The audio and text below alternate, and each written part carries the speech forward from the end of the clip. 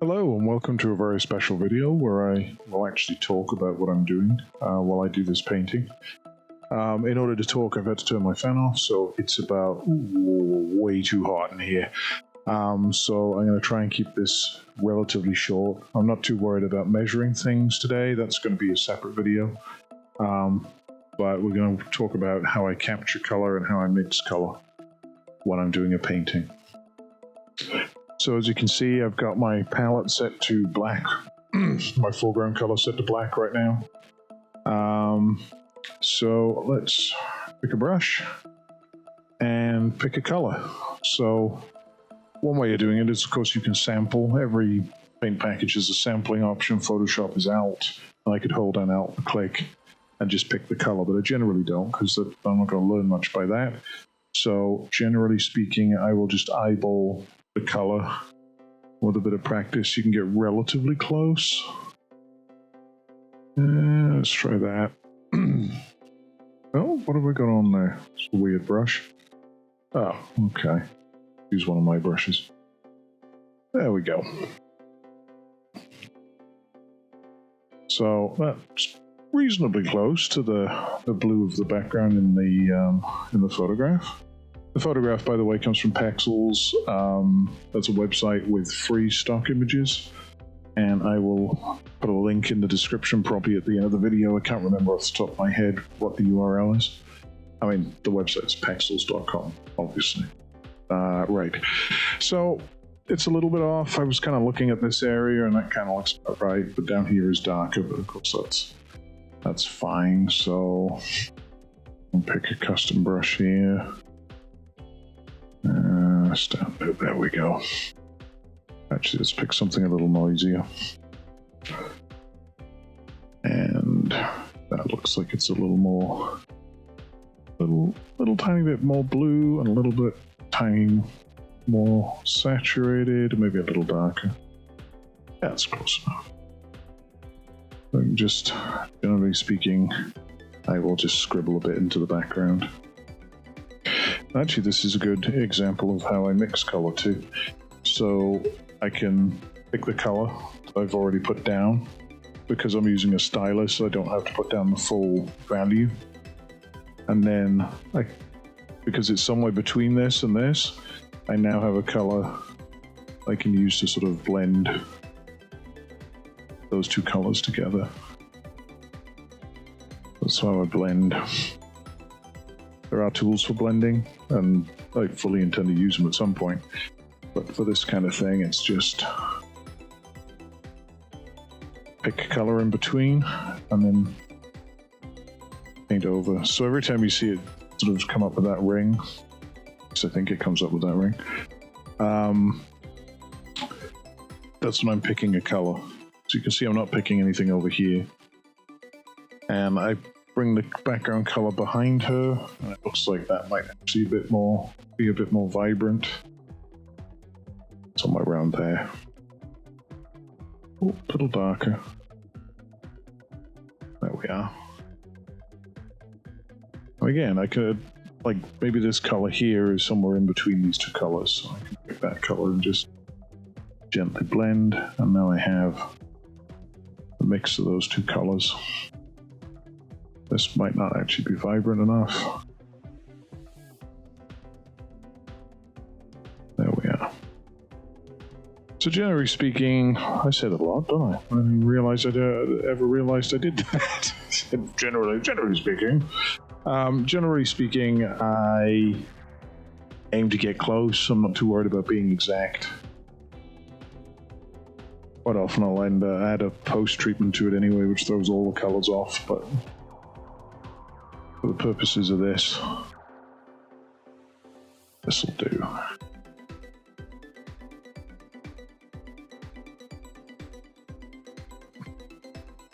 That's actually got a little bit of purple in it, which probably means it's actually gray.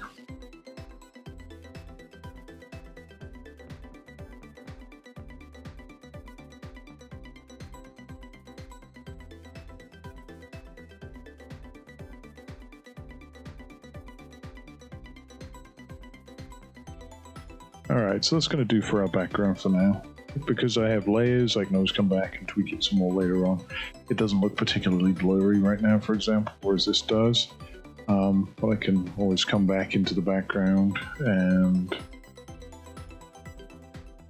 using that blending method, I can make it look.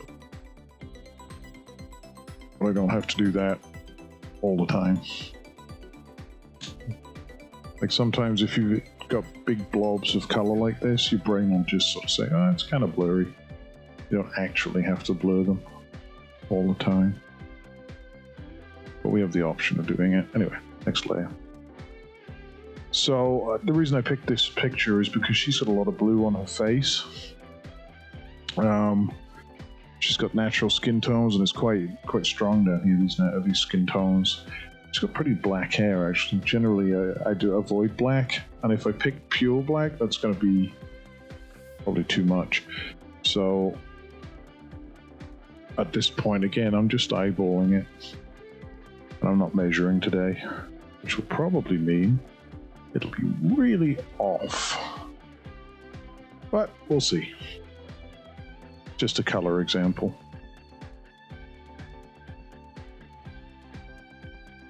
Alright. Don't need to hear me talking. Let's speed this up.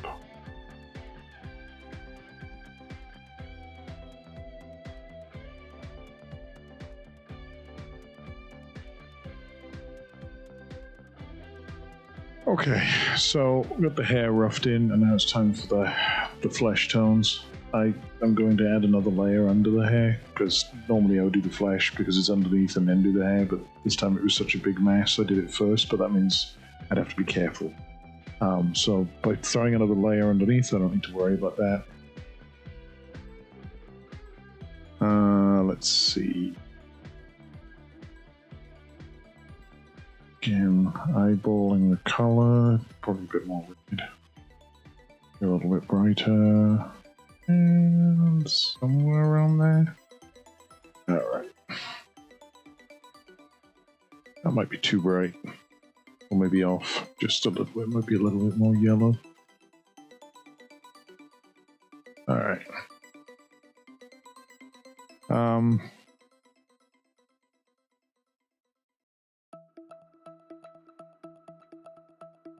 So I'm going to do the whole thing in this sort of flesh tone for now, different strengths of it. Actually, I think this is totally wrong, the location of that, because if her chin is here, the neck doesn't start till over here, so I'm going to do something I usually don't do, just erase some of that. Usually I just paint over the top, but for this, do it that way. Okay, so yeah, so I'm painting the whole thing, but I'm letting some of it be transparent. And let that blue come through. Especially up on the head. That'll get us a pretty good base. Something like that. Yeah. And cut down to the shirt. And again, I think I've overdone this, but I can paint that over more. There we are.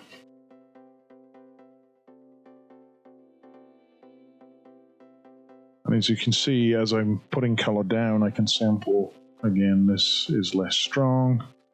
So I can just sample that, and I don't have to worry about accidentally pushing in too much of the flesh tone.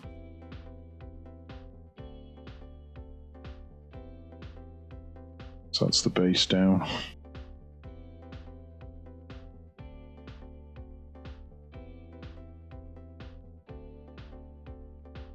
Let's figure out where her eyes are. One way you can do this if you're not experienced with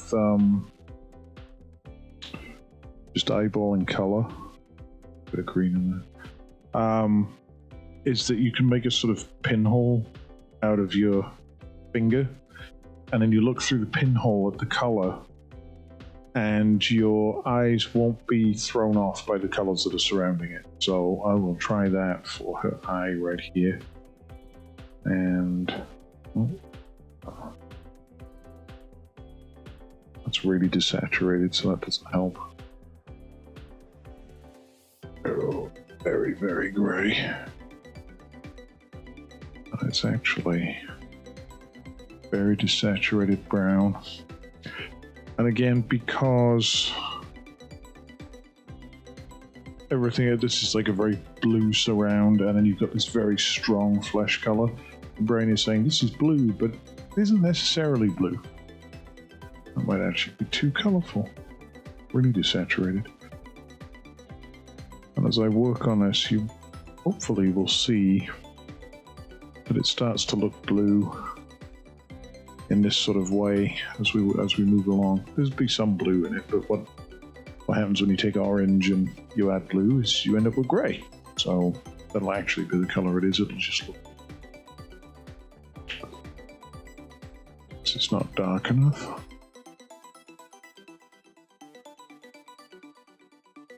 And yeah, I think there might actually be some green tones in there, in this area. Another thing you can do is actually put quite strong color in and not mix it too hard, and then you can come back. Also, if I hit the right button, just pull it back that way.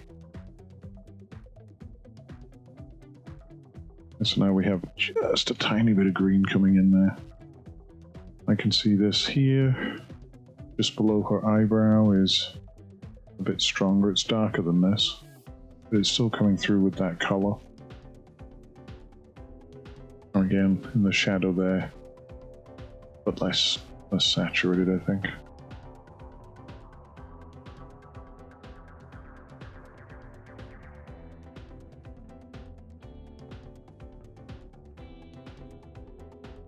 Leaning into the pinkish purples there. Yeah. Again, you can put down too much, and as you paint over it, you keep some of that color in the underlying layer.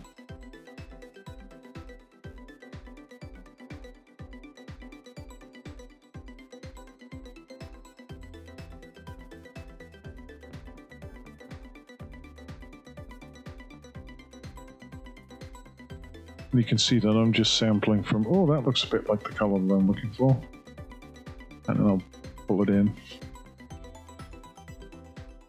Again, not really measuring, so this is going to be pretty ugly when I'm done.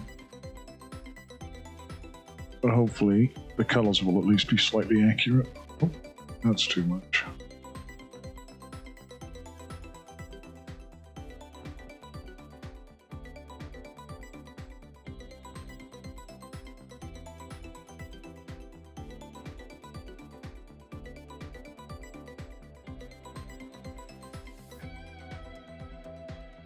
That bit's blue, definitely, and this has a bit of a blue in it. And obviously it's a little bit blue, but there's still, I think, a surprising amount of the oranges coming through as well. Like this area right here is just like a very subtle mix of the background color. It's definitely blue, but you can see how desaturated that is. It's almost grey. And that, I'll blend into a slightly darker version of this, which is, yeah, super desaturated.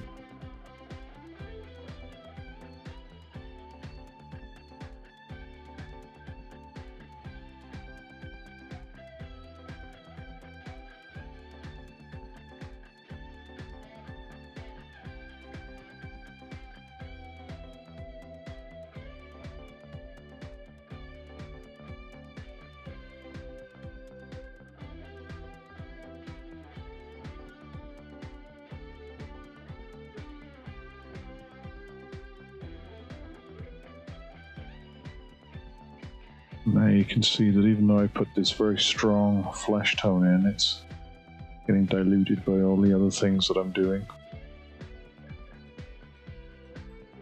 Sometimes it kind of stays. Like here, although I think that's actually darker.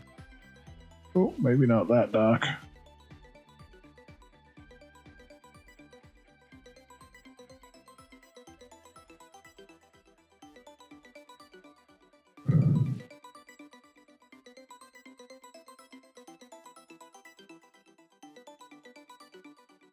There's really not a lot of detail in this. Again, partly that's because I'm kind of rushing it.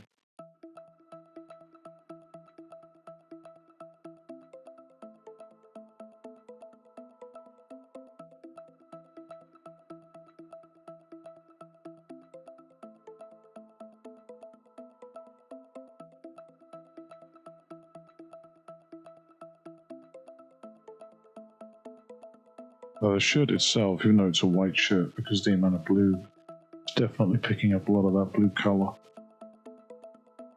So I've made that relatively blue up in the color picker there.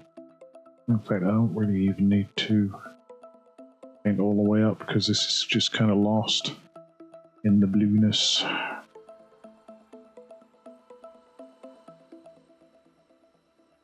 That beam out there.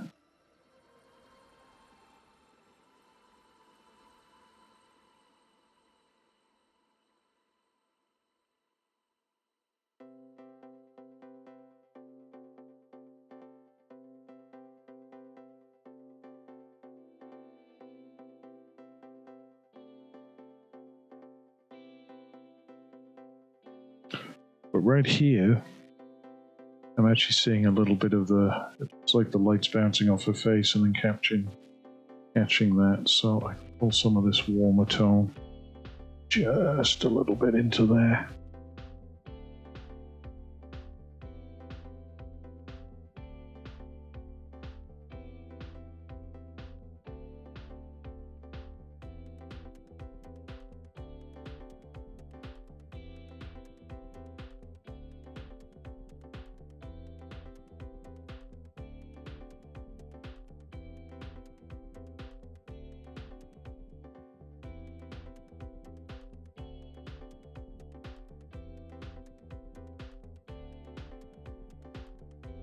So for this highlight on the nose, I'm going to just take the sky color. I think that's a little too saturated. But desaturate that and just run it up the nose. A little stronger here. A little more blue but muted. Blending in with what's around it right here. But definitely brighter than the surround. Bring that down, grab that little highlight, put it on the other nose there. And then right here, you can see there's some more blue. Bring that in gently. I think it's actually that much brighter.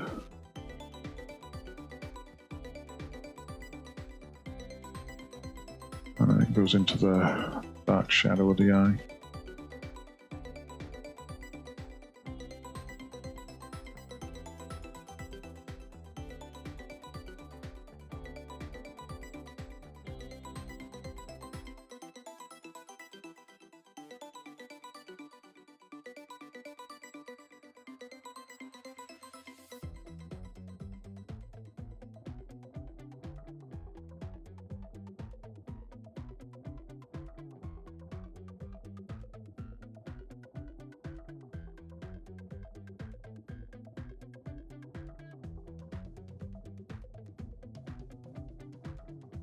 So I'm going to do something I don't usually do. I've done it like 3 times ever, I think, which is the end result I like enough, but I'm upset enough with the proportional issues that I'm going to take it into Liquify, which is a Photoshop tool, and adjust it.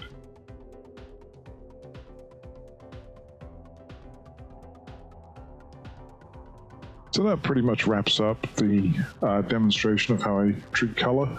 If you're interested in this kind of thing, I could do another video like this in the future, maybe for the actual measurements and things like that. But for now, if you enjoyed it, subscribe, like it, whatever you want to do, and I'll catch you on my next video. Thanks very much.